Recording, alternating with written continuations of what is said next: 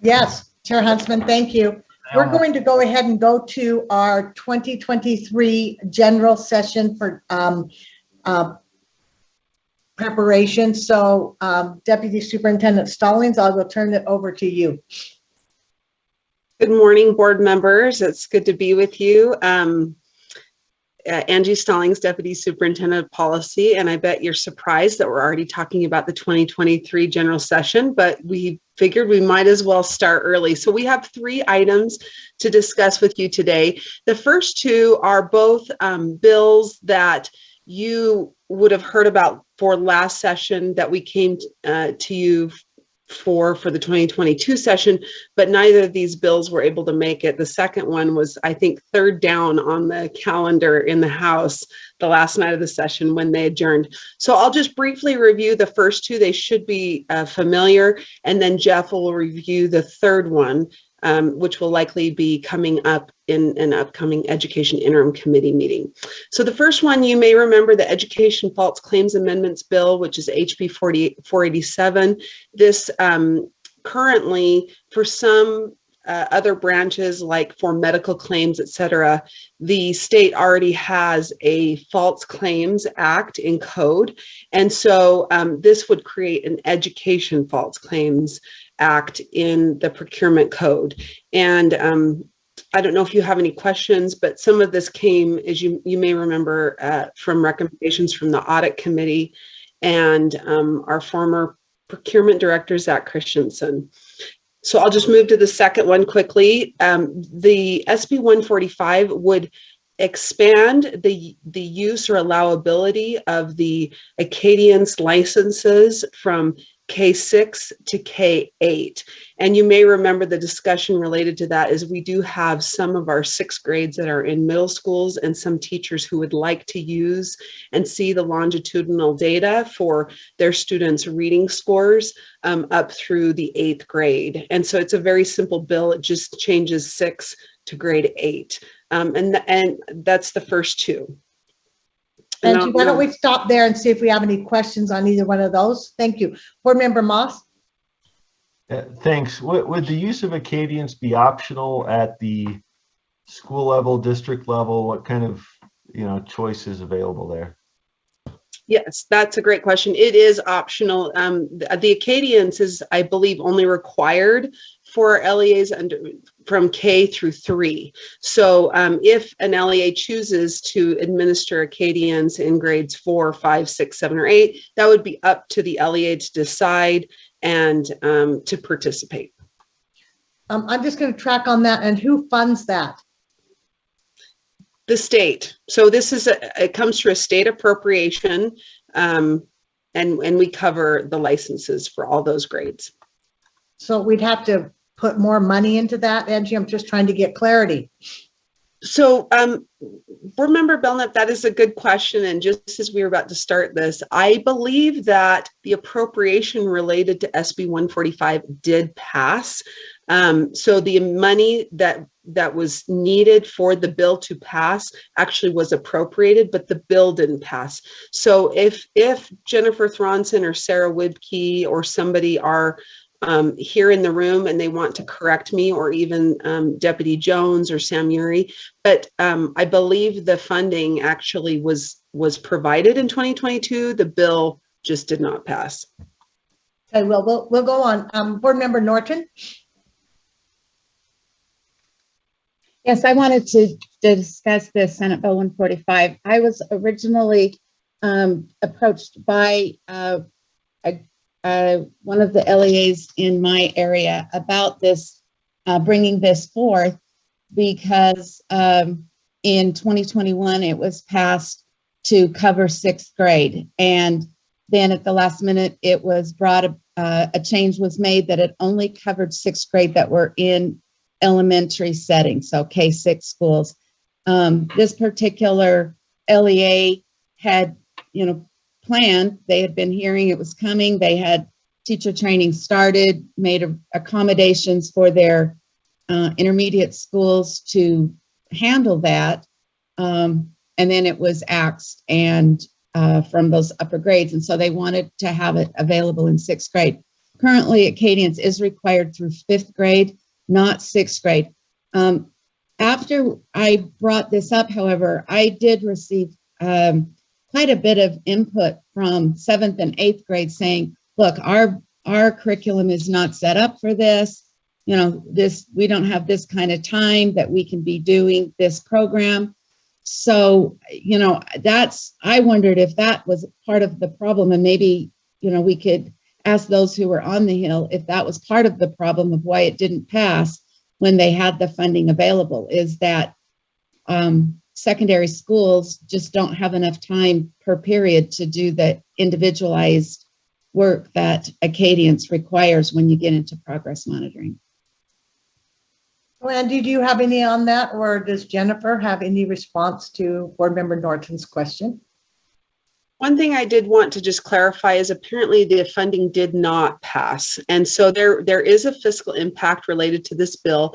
For this last session, it looks like it was about $845,000 ongoing, assuming that all LEAs wanted to use the licenses for their students in grades 6 through 8.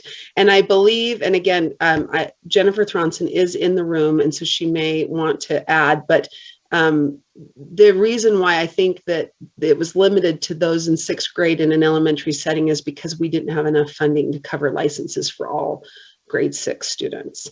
Thank you. Board Member Norton, do you have a follow-up? I would like to ask a follow-up just to see how much would it be to extend that onto all 6th graders that want to participate. You know, it's not, I know obviously it's not $800,000, but if it was just those who were in an intermediate setting, what would be that amount? Thank you. Vice Chair Belknap, I believe Sarah Wibke is in the room now, and she may have the answer to that. Okay, Miss Sarah. Yes, hi, Sarah Ripke, preschool through 12th grade literacy and library media coordinator. As far as knowing the exact amount for just 6th grade in the intermediate section, we don't have that specific breakdown, but we could absolutely get that to you and send it out. Vice Chair Belknap, may I correct a statement I made that was incorrect? Oh, no, we want to make sure it's incorrect on record. No, go ahead, Angie. I believe Board Member Moss asked if it would be required for students in K through 6 or 8 to participate in Acadians, and the answer to that is no, only students in grades 1 through 3. So it's not required for kindergarten either. Okay. Board Member Earl? Yes, my question has to do with the access to this particular program. A district is not prohibited, right, from accessing this currently. Is that accurate? They don't need a state contract to use it, I guess, is what I'm asking. Is that? That's correct. I think that there's what I understood in previous discussions, though, is if they are able to participate in the state contract, they're able to have a longitudinal access, versus if they have a separate contract for their middle schools that's not part of the state contract, the data is not as seamless. And again, that's probably more of a staff question. Okay, and I guess I'm not really for moving this forward. I don't think adding another assessment to our program for a variety of reasons.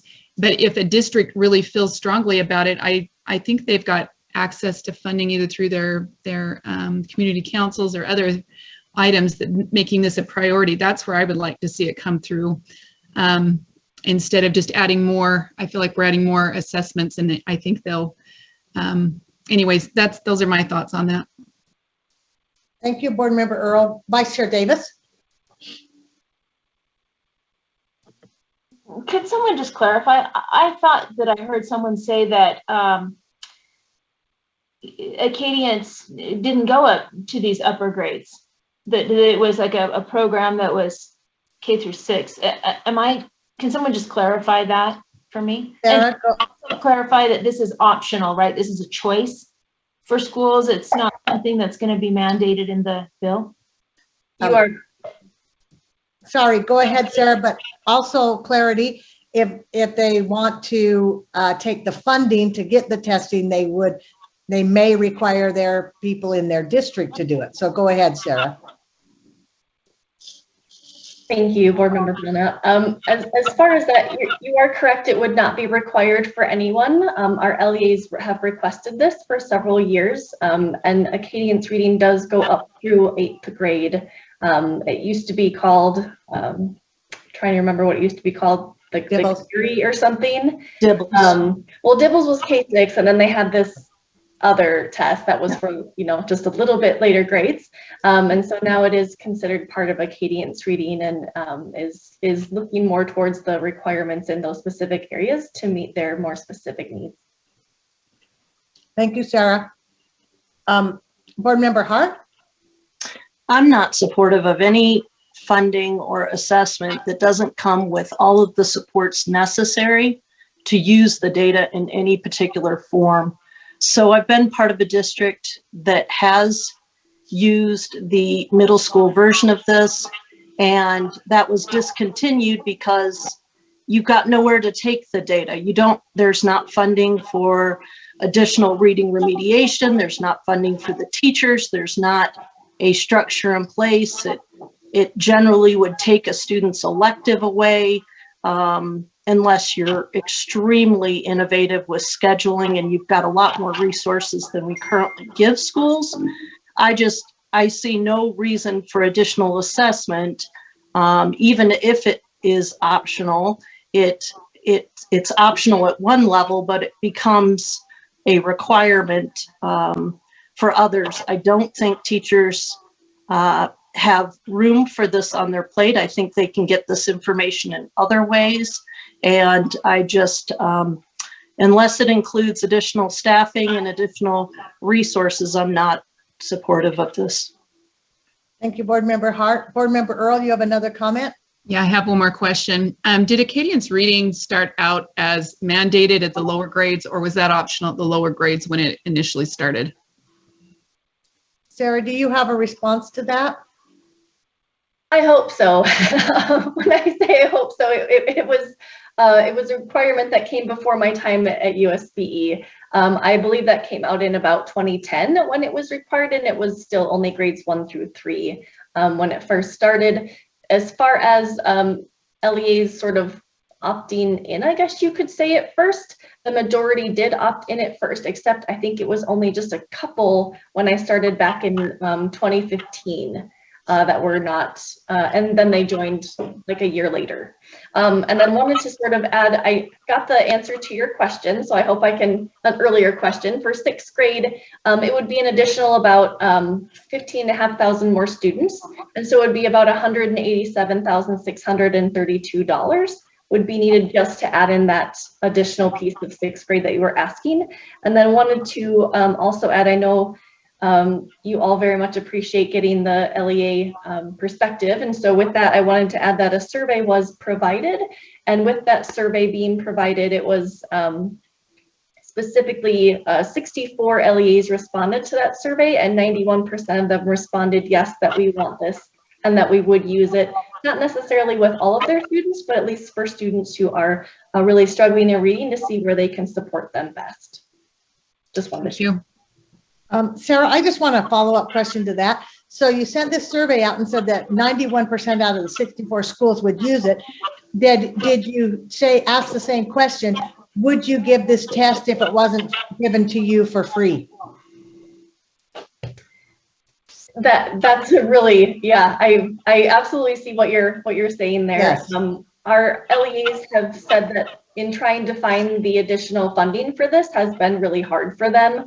Some of them have actually gone ahead and found the funding and are able to use it right now. But then it sort of takes away funding from a lot of other important things as well. So they were wanting it funded just so that they could have the opportunity, and those who are funding it now could then use those funds in another way. Thank you, Sarah. I didn't mean to put you on the spot. Jenny, you still have your hand up? Yeah, just one more question with that. So if an LEA values it enough to fund it, they're probably going to also make sure the mechanisms are in place to apply the information that they're getting. I guess that's my thought there. Just because something's given, we want to make sure it's used in a way that's most valuable, and actually to me that's where it's going to add some value right there. So thank you, Board Member Earl. Board Member Hart, another comment, question?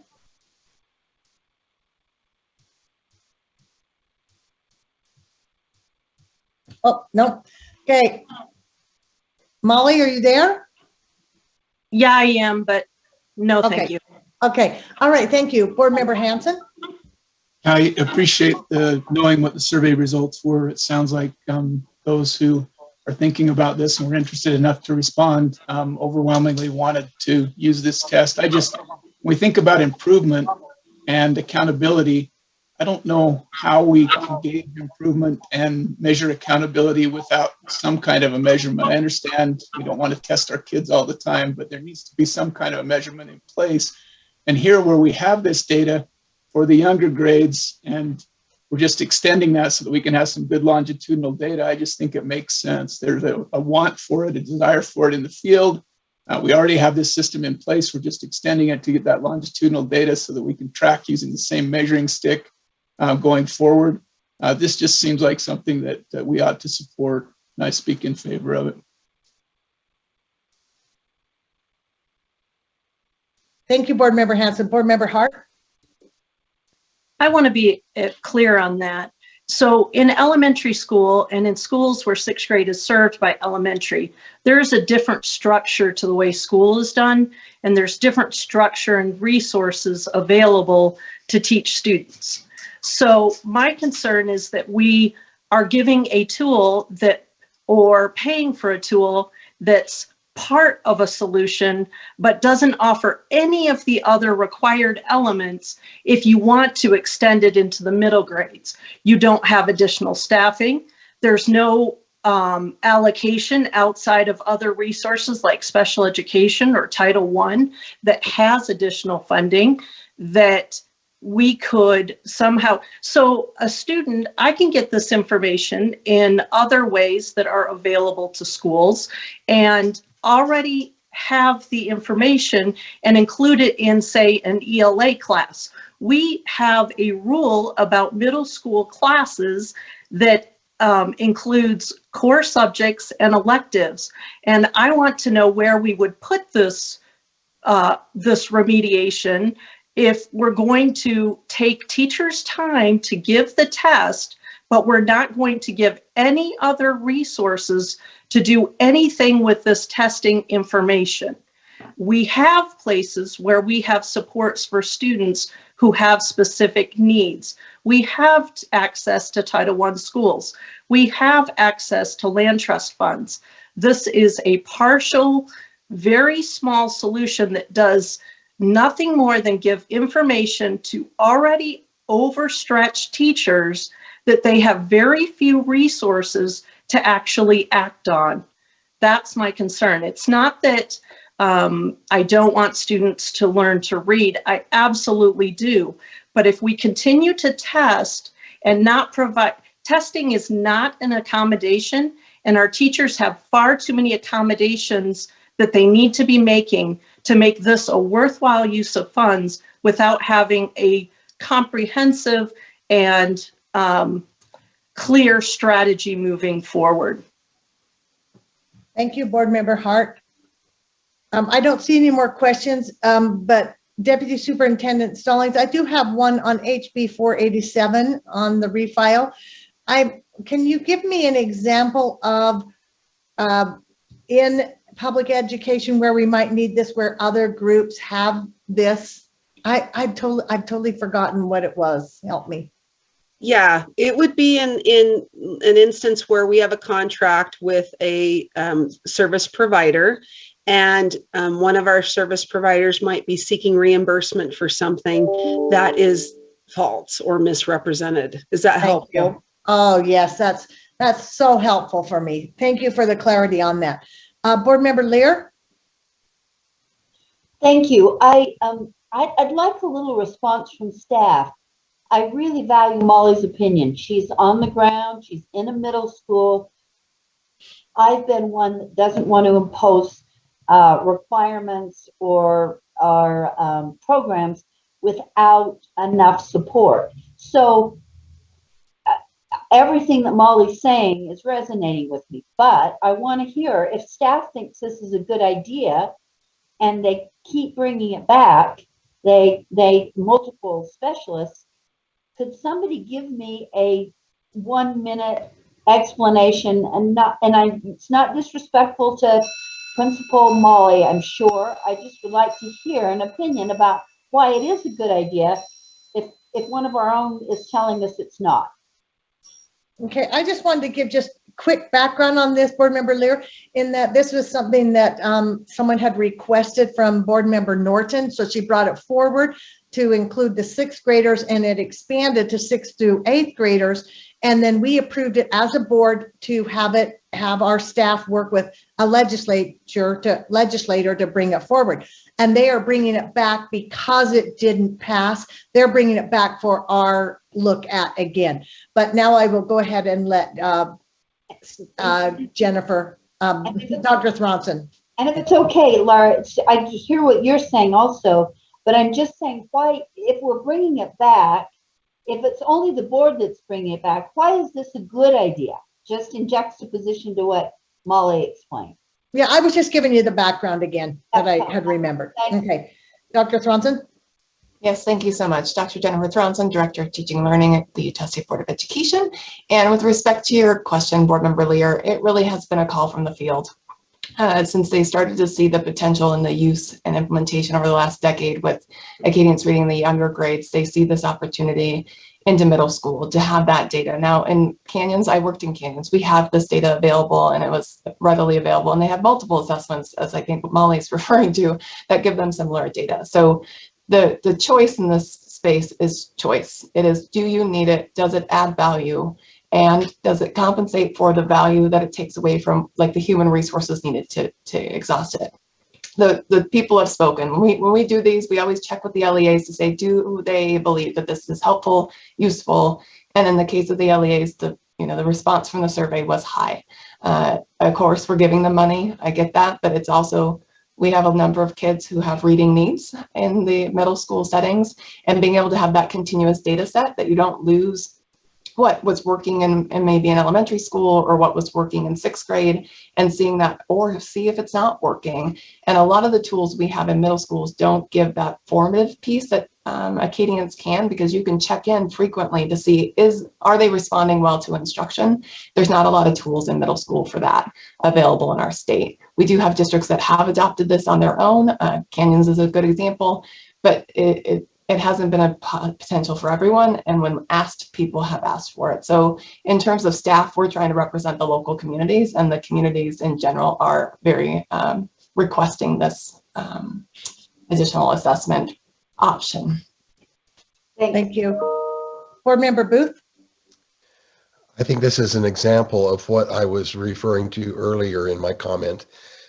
If the local leaders of learning, if the local teachers and administrators are requesting and want something, I would be hard pressed to deny that just based on my own experience. Even though we have a lot of experience, I would like to try as much as possible to meet the requests of local leaders and be supportive if they identify this as something of value that will assist them in their work. I don't want to be the one to say, well, I'm glad that you've discovered that, but I can't support helping you because I feel differently. So if they have that desire and they determine this is a good thing, I would definitely be for giving them the support to make it happen. Thank you, Board Member Booth. Dr. Norman? Thank you, Deputy Superintendent Patty Norman. I just wanted to state, as has already been kind of said, but this is super short, that our LEAs have reached out in response to one of the questions that was asked.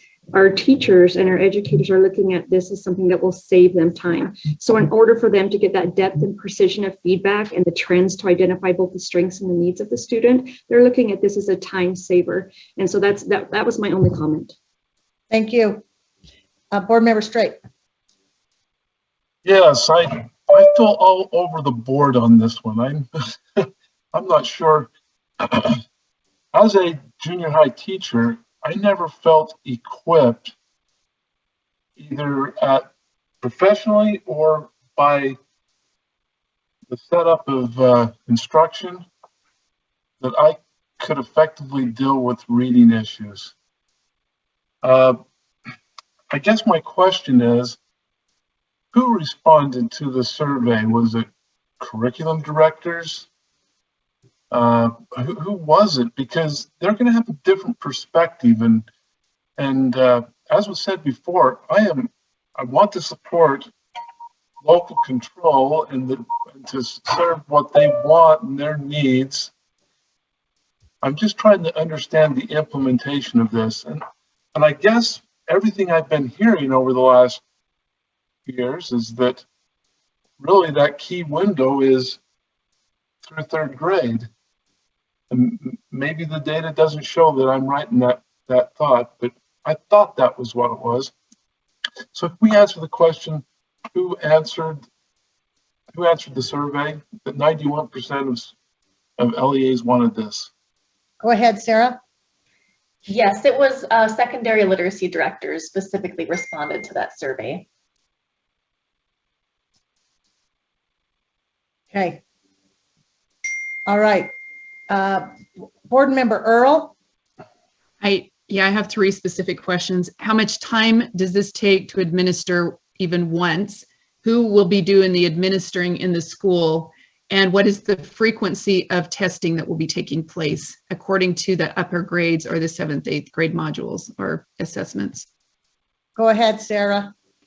Yes, as far as how much time I'm getting that information now, but as far as how often it is done, generally it's done 3 times a year. However, you wouldn't need to do that if you noticed that a student is already scoring well at the first time you give it, then there's probably not a reason to keep giving it after that. And I know our teachers are very mindful about over testing and do want to be considerate of, if this isn't needed and I don't need to check anymore, then I probably don't need to keep applying it. They really just want to know who is struggling and then looking at that data to determine how can I support them as an educator. And so it's really just thinking about who best needs this and when. And so the most times it would be provided throughout the year would be 3 times. It would be beginning, middle, and end of year as far as how often it is provided.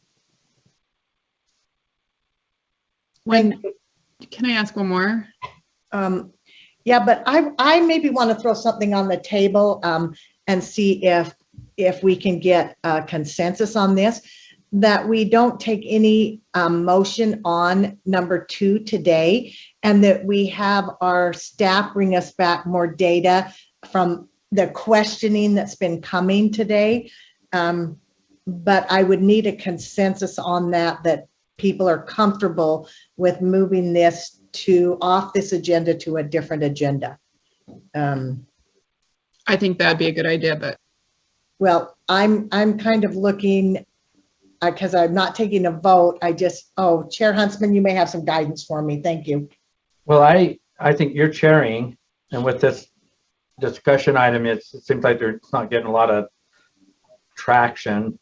You could move to number 3, but I think, or we could, with your leadership, say, have it come back with better information of why this was relevant a year ago prior to the session, and through a lot of the dialogue that we're having, we're going through discovery of why it might be relevant again. So I think you can bring it back with some better information. So I would, without objection, you could say you'd like to move to item 3, and then if the hands come down, then you don't have any objection. But just a suggestion. Yeah, I appreciate that. So I actually am going to throw that out, but Dr. Dixon, do you have a question here or comment? I do. Thank you, Madam Chair. I'm wondering, just trying to listen to all the dialogue and the different perspectives. I'm trying to ascertain, last year this was more about a state contract and the ability for sixth grade courses in the middle school and middle school teachers to be able to access the state contract. So I'm trying to get clarity, not trying to focus on is it a worthy assessment or not, given that schools are using things like, you know, Read 180 and some other assessments in middle schools. I don't think I'm hearing that we're trying to push forward this is a required test or the primary, I shouldn't be using the word test, formative assessment, because there are others out there. I'm just trying to get clear from maybe Deputy Stallings or Coordinator Winkie. Is this really about trying to get a state contract so that there's a cost factor, a savings factor? Is that really what this is about? Because that was part of the dialogue last year. Thank you.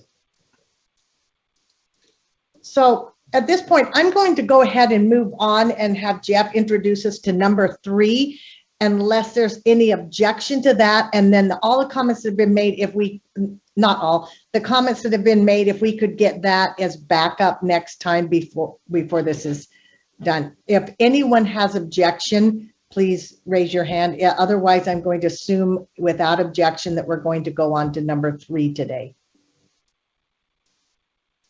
Thank you. Jeff, go ahead, number 3. Sure, Jeff Van Holten, Policy Advisor for the Board. Good to be here today. Happy Cinco de Mayo. Number 3, I just wanted to highlight for you very quickly that on May 18th at the Education Interim Committee meeting, this concept is going to be discussed. The chairs of the Ed Interim Committee wanted to have a conversation about this, so we felt it was really important to bring this before you before the Ed Interim Committee meeting. This concept is kind of similar to what we saw with Senate Bill 191 that passed, the regulatory sandbox bill that allows 35% of restricted funds to be used for an innovation plan. So this is kind of a similar concept, but just for the prevention programs that we have at the state board level. So think suicide prevention, gang prevention, bullying prevention, all the funds that go into any of our prevention-based programs. And the idea here is rather than having those be siloed approaches, because prevention, regardless of whether it's for suicide prevention or gang prevention or alcohol and tobacco prevention, it centers on the same concepts and principles regardless. And we've received a lot of feedback from LEA saying it'd be really great if we could braid all these funding streams together because we're doing the same thing for each of these individual programs anyway, and it feels a little redundant. And it would be a lot more impactful if we could combine these funding streams together. So the idea here is to kind of go in that same innovation grant path and allow LEAs to create a comprehensive prevention plan that would be tailored for the needs that they have in their LEA. And they would be able to then braid the funding together to fund their plan, and they would be able to get exemptions to some of the programmatic specific requirements that those funds have and loosen them up so that they can actually fund a comprehensive prevention plan. So that's essentially the concept, and I can throw it back to you, Vice Chair Belknap. Thank you, Jeff. Board Member Norton, do you have a question? I do, and it's just a technical question, but it's kind of messing with my comprehension. On the 4th line of number 3, there is a period there, and I don't think that was intended, or if not, that capital letter should be there, but then we don't have a complete sentence. So maybe you could just kind of explain what's going on. He shook his head. It doesn't need to be there. I saw him shake his head. Error. Okay. Thank you, Board Member Norton. Board Member Lear. One big sentence. Yeah, question, Board Member Lear. Jeff, maybe you can give me some insight. I'm asking an opinion. I would support this 100%, but what I fear is that there would be a lot of money committed to this block grant, and then we would still see bills piling on top of that block grant that would direct LEAs what to do in this area. And I think that's both sort of a mixed message to LEAs and it's also takes money away from other board priorities. So, and I know you can't control or predict what legislators will do, but if we were to approve this, could you sort of assure us as board members that it would be a really strong staff effort to keep legislators focused on this block grant and not encourage additional specific, very specialized, sometimes vendor-driven efforts on top of this block grant? You just got some power. Jeff, go ahead. Thank you, Vice Chair. I think one of the components I want to stress here is this would, part of this, it's not probably very clear here in this paragraph, but it would include a waiver of the existing requirements of the individual programs to allow a more comprehensive approach. So some of those programmatic specific requirements in code would not have to be additionally accomplished on top of doing a new type of comprehensive plan. It would be an either or instead. And I do agree with you. I think it would be well served that if we go in this approach, that we would need to to inform the legislature that, especially in the meeting in the ad interim committee coming up, that if we go in this direction, they need to be mindful if they create new prevention programs, it needs to be folded into this concept, and perhaps maybe they should look at this idea before creating a new siloed approach.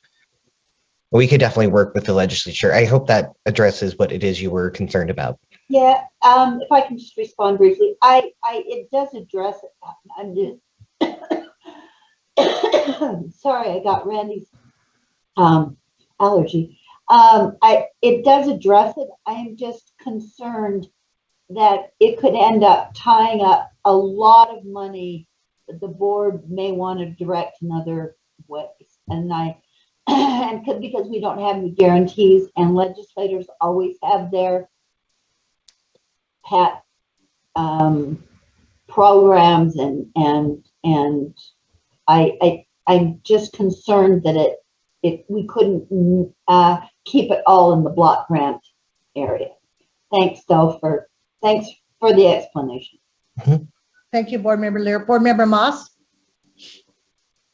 Thank you. I shared Member Lear's concerns, and I'm curious, this seems like a good opportunity. One of the things I like best about the proposal is right at the end on section 5 to review the data on effectiveness of current prevention activities. As part of our process as a board here, if this went forward, would we be receiving back from staff their assessment of what data is currently there on the current programs at some point, so we can kind of make a final decision on what to support back towards education interim and eventually PEA? And would that also inform perhaps some efficiencies in the funding, so that rather than piling on top, we are able to focus funds where those programs have proven to be most effective after reviewing that data? Absolutely. Thank you, Vice Chair. I can definitely say what I believe staff would be able to do, and staff is also here and can stop me if I misspeak. Tanya Albernos is with us, and she can provide more context if it's helpful.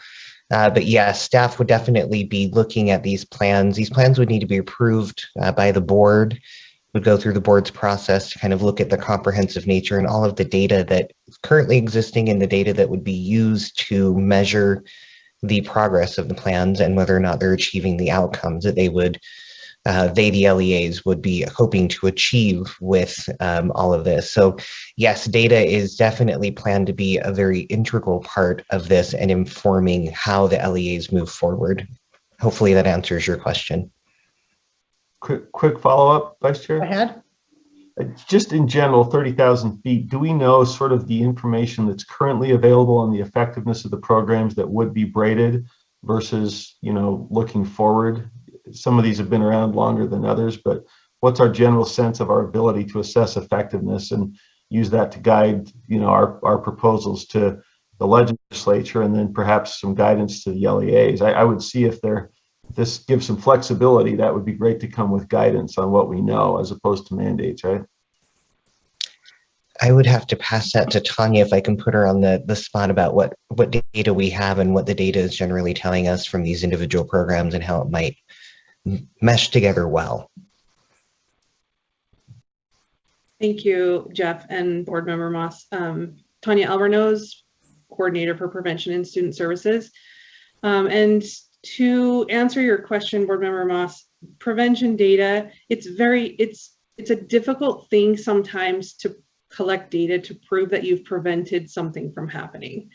So one of the efforts that we've been engaged in as staff is to kind of look at that issue and figure out how we could collect some data to show the effectiveness of our programs. And one of the things that we have a desire to do is push out an effort to LEAs to help educate them on we can't collect data to prove prevention, but we can collect data to show that we're increasing protective factors in students.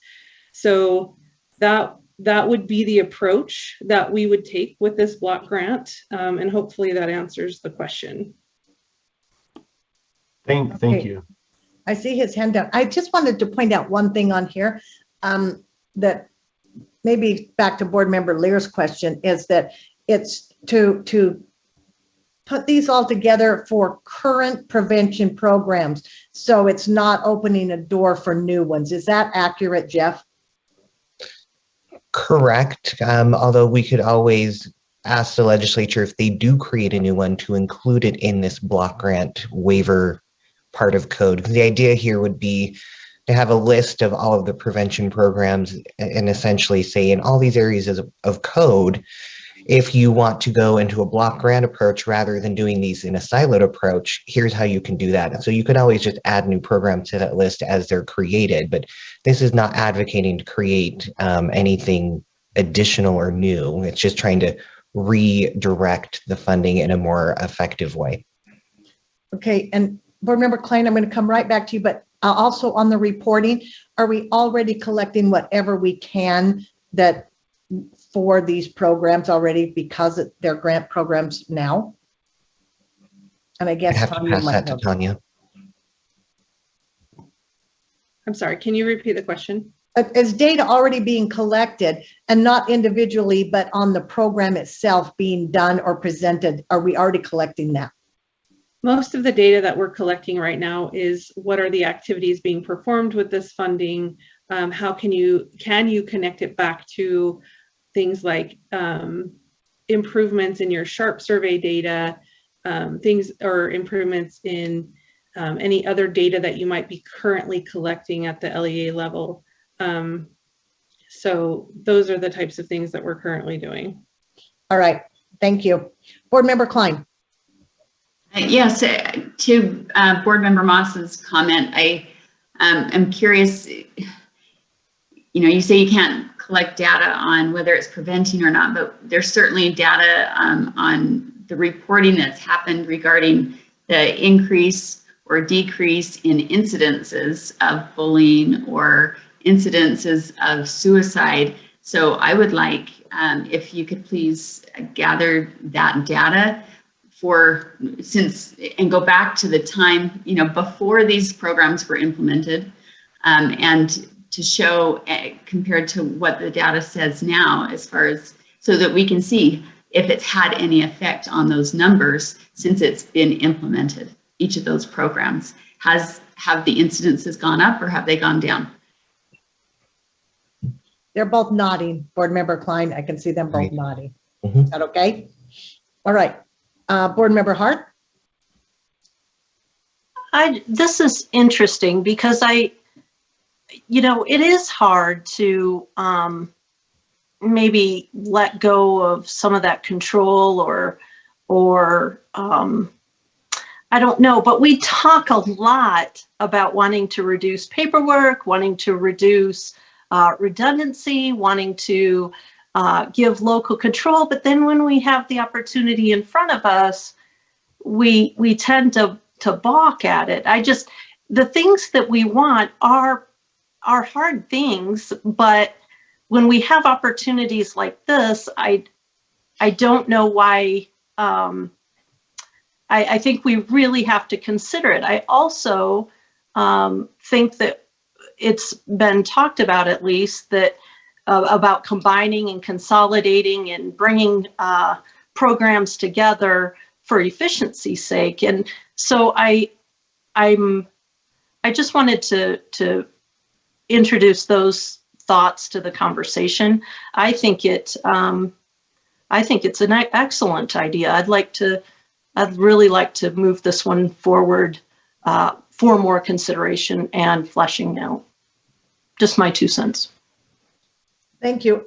Was that a motion?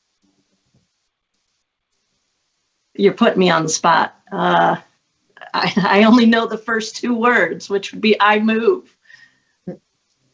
Well, if you want to make, it would be something along the lines that staff work with legislators on potential amendments for number 3. So moved. Code. Okay. So, okay, second by Stacy. Board Member Hart, I'm going to reread this and make sure it's accurate. Thank you. That the board would direct staff to work with legislators on potential amendments to Utah Code as proposed in number 3.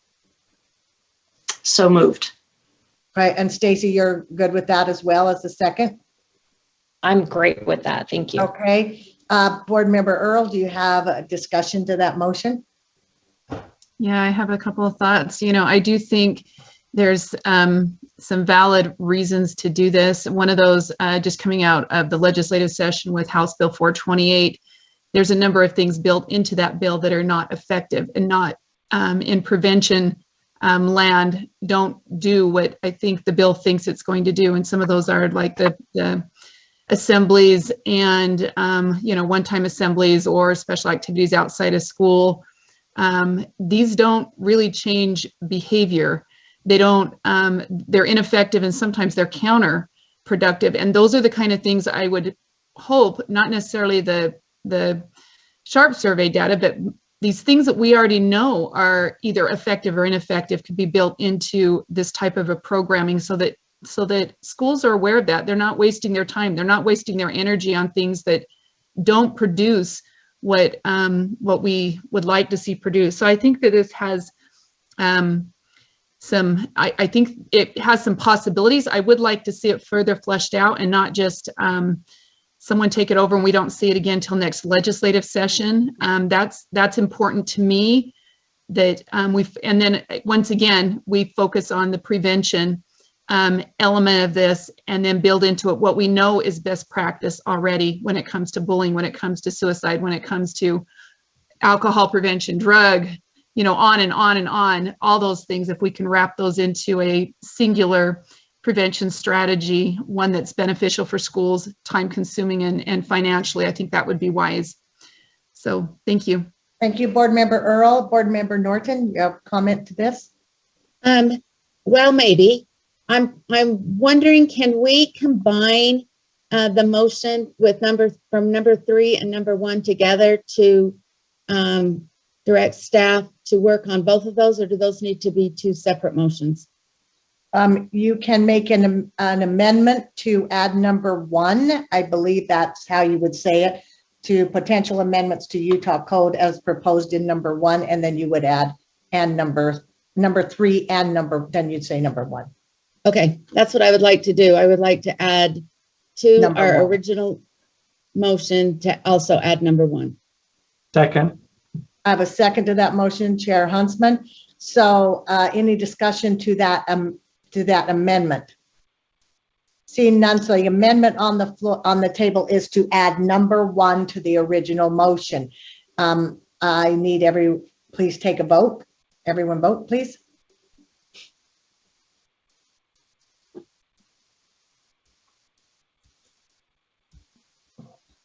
I'm seeing that that's unanimous. Okay, so the motion before the board now is that the board directs staff to work with legislators on potential amendments to Utah Code as proposed in number 1 and number 3. Discussion to that amended motion. Board Member Moss? Just quickly, I had some questions, but I just want to speak in favor of part 3. I just think it's an excellent idea to allow that kind of flexibility. And I hope that with that flexibility, we provide a bit of guidance on what's working so far and what's not. But I'm all in favor of freeing this up. So thank you. Board Member Earl, sorry. You're on mute. Sorry, I thought I unmuted it, but I just want to be clear. This will be coming back to us when?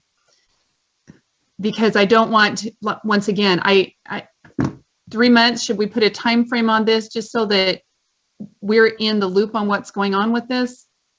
Or does staff already have an idea of when this maybe would be returning? If in Jeff's presentation, he said he wanted to be able to start working on this for the interim meetings. Is that accurate, Jeff? That is correct. And they would be able to, as early as that interim committee on the 18th of May, open a bill file. The hope is it will be a committee bill file so that the Ed interim committee will actually work on it as a committee. And there would be opportunities with drafts going back and forth for the board to look at those and provide some feedback as well. So which legislator is heading this up? So when a committee bill is created, the committee chairs select or ask a particular member of the committee to be the sponsor of the bill. So that would be determined in the committee hearing. Okay, thank you. Thank you. Board Member Hart, you have a question about this motion? Yeah, I'm just wondering if people would feel more comfortable with an amendment that indicates that it would come back to the board at some point, or is that not needed? I would just say once we've made the motion for our staff to work with legislators, then they would begin to write the bill and have to go back and forth in their committees. Angie may have more clarification on that. Molly, go ahead, Angie. I just wanted to explain a little bit what the process looks like for committee bills and how we don't know exactly when they might get it drafted. It could be that it's something that's drafted early and available in August, but it may not be until as late as October or November. And what we can do is we can ask the committee and the chairs if we can share a protected draft with the board, if possible, before it goes to a committee. And but again, it's really it's their legislative drafters, and so it will just depend on the timing about when. Sometimes with the legislature, as you may know, their bills don't really become public until a day or two before their meetings, whatever the standing committee or the interim committee is. But we could let them know that the board would like to have a chance to look at it. Say if the interim committee is going to look at it in September or October, that they allow us to share it with you in the September board meeting right before that interim committee. The other thing that happens, and again, a lot of this, we aren't sure how the committee is going to handle it. I'll just tell you that in the past, when they've had committee bills, sometimes they'll create a work group, and it may even be that they'll say, hey, why don't we have a couple of board members, a couple legislators participate on the work group? Sometimes it's as simple as, we already think we have an idea, so let's just have leg staff work with USBE staff on a draft and then bring it to a committee meeting. It's just hard to know right now at this point, but what I can commit to you is that we will do our best to make sure that you all, if we can have permission to share a protected draft or a draft with you all before it goes to the committee, we will ask for that, or see what we can do, or see if they're going to have legislators involved, see if we can add, a couple of board members as well to those, whatever meetings occur. Thank you. Thank you, Angie. Great. Thank you, Board Member Hart. Board Member Hutchins. I just wanted to say I'm in favor of this, number 3 particularly, both, but 1 and 3, but 3 in particular because it integrates, it consolidates, it allows schools to prioritize and hopefully be more efficient. It does kind of leave the question hanging about effectiveness. And I just wanted to bring up as a part of that there's been discussion asking for some data about these prevention efforts, how effective are they? And when this comes back, I think the board would appreciate some information on that, or even part of a study session in the future to dig in a little deeper on the effectiveness of these prevention programs. Thanks. Oh, I love those 3 words, Stacy. Thank you. Board Member Moss. Sorry, last question, just procedural. I just want to make sure I understand. There's a lot of back and forth between the committee and hopefully us. Before they took, before we put our stamp on it, it would come back in whatever final version for us to review and vote on whether we approve whatever that process came up with, correct? Hopefully in the meantime, there's discussion, but certainly at the end, when the bill's ready, comes to us, we vote whether to approve or not, correct? Go ahead. Thank you. And yes, I mean, you know, this is a really new thing, I think, for education. When I used to work in tax, the tax commission, they would have like 12 to 17 bills through their interim process that were all generally recommendations from the agency, the tax commission and the tax commissioners. And it's really a cool thing to have bills done in that education or that interim committee process, because those bills usually get on the board and pass within the first week or two, and it gives kind of the public an opportunity to watch that process grow. And I think a lot of these conversations about what the prevention programs look like and the data, I think those are all going to be things that you'll hear the Education Interim Committee ask for as well. What I don't know is how, again, when a bill will be available, but I can commit to you, we as staff could come and give maybe an update during a policy request item in the future as we know more. And I think there will definitely be opportunities for you all to take a position, whether that's before a draft goes to the Education Interim Committee or after. The Education Interim Committee always respects and appreciates the board's position. So I know they'd be asking for that. Thank you. Thank you, Angie. Okay, seeing no other hands, the motion before the board is that the board direct staff to work with legislators on potential amendments to Utah Code as proposed in refile 2002 HB 487 Education False Claims Amendment Utah Code to enact a new chapter of code with the title G63G Chapter 6A for false claims specific to public education. And then number 3 was to create a prevention plan block grant that would allow an LEA with an approved comprehensive prevention plan to receive its current prevention programs fund combined in a block grant to achieve the approved prevention plan, changing statute in order to allow LEAs to combine prevention grant funding and efforts as amended. Okay, please vote.